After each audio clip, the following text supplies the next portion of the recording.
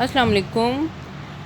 मैं आज ये बात करूँगी कि अच्छे लोग जो हैं वो हमेशा अच्छाई की तरफ आते हैं, अच्छे लोगों को हमेशा अच्छे लोग मिलते हैं और जो लोग बुरे होते हैं वो हमेशा बुरे लोगों को मिलते हैं और बुरे लोग ही उनको पसंद आते हैं।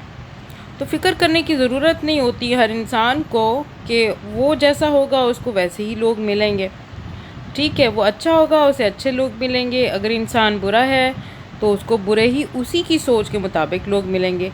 और दूसरी बात ये कि वाइब्स, आपको पता है वाइब्स पहुंच जाती हैं एक इंसान से दूसरे इंसान की तरफ।